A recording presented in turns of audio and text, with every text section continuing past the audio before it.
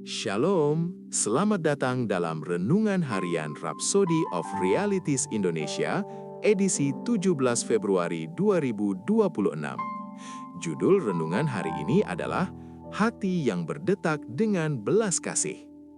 Ayat Alkitab pembukaan kita terdapat dalam Matius 5 ayat 4 yang berbunyi, "Berbahagialah orang yang berduka cita, karena mereka akan dihibur." Dalam ayat pembuka, Tuhan Yesus tidak merujuk pada orang-orang yang berduka karena kesedihan, melainkan Ia berbicara secara profetik menggunakan bahasa para nabi. Dalam Perjanjian Lama, ketika para nabi berduka, itu bukan karena kesedihan pribadi. Mereka berduka karena keadaan umat Allah, misalnya ketidaktaatan mereka, keterbelengguan, atau kemerosotan rohani. Mereka berseru dalam doa syafaat, terbebani oleh jiwa-jiwa manusia dan kemuliaan nama Allah. Jadi, ketika Tuhan Yesus berkata, "Berbahagialah orang yang berduka cita," Ia merujuk kepada mereka yang hatinya tergerak oleh hal-hal yang menggerakkan hati Allah. Duka cita semacam ini lahir dari kasih dan belas kasihan. Ini bukan duka cita untuk diri sendiri, tetapi duka cita yang saleh untuk orang lain. Sebuah tanggapan doa syafaat terhadap kondisi rohani manusia dan bangsa-bangsa. Misalnya, engkau mendengar bahwa seseorang telah berhenti pergi ke gereja, atau bahwa seorang Kristen telah menjadi dingin imannya, dan kemudian hatimu sakit, bukan karena penghakiman, tetapi karena doa.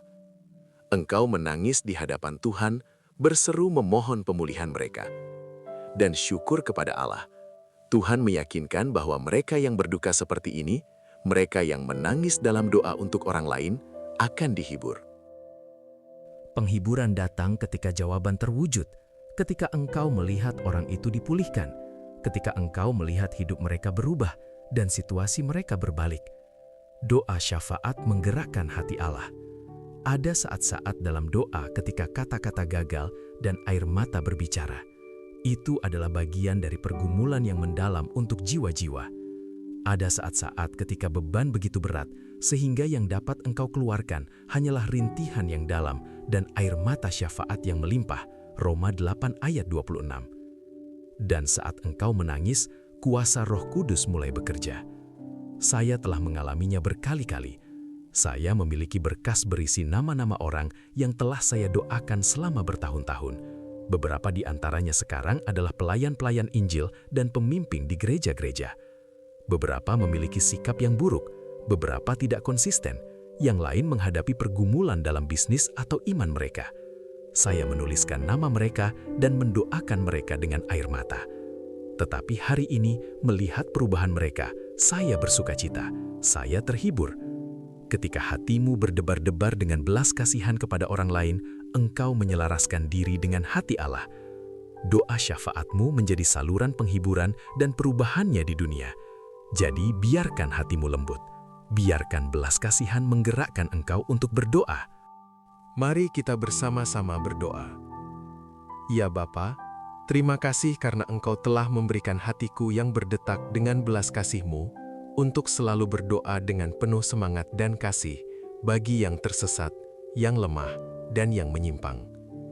Melalui doaku, hidup diubah, dipulihkan, dan kerajaan-Mu maju dengan dahsyat.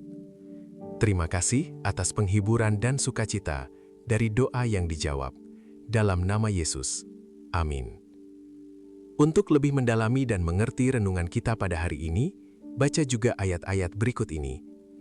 Yehezkiel 9 ayat 4, Roma 9 ayat 2-3, Yesaya 66 ayat 10. Jangan lupa untuk membagikan renungan ini kepada teman, saudara, dan kenalan kalian, supaya mereka juga diberkati dengan firman yang ada di dalamnya.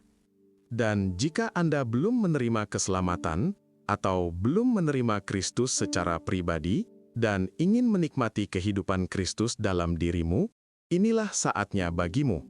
Mari ucapkan dengan kesungguhan hati doa berikut ini. Ya Tuhan Allah, aku mempercayai Yesus Kristus, Anak Allah yang hidup dengan segenap hatiku. Aku percaya Dia telah mati untukku, dan Allah telah membangkitkan Dia daripada kematian. Aku percaya Dia masih hidup hari ini. Aku mengaku dengan mulutku bahwa Yesus Kristus ialah Tuhan dalam hidupku mulai dari hari ini. Melalui Dia dan dalam nama-Nya, aku mempunyai hidup yang kekal.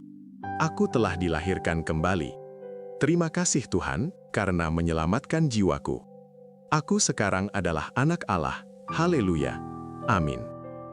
Selamat, Anda sudah lahir baru di dalam Kristus Yesus. Akhirnya, sampai jumpa pada renungan harian berikutnya di kemudian hari. Tuhan Yesus memberkati. Amin.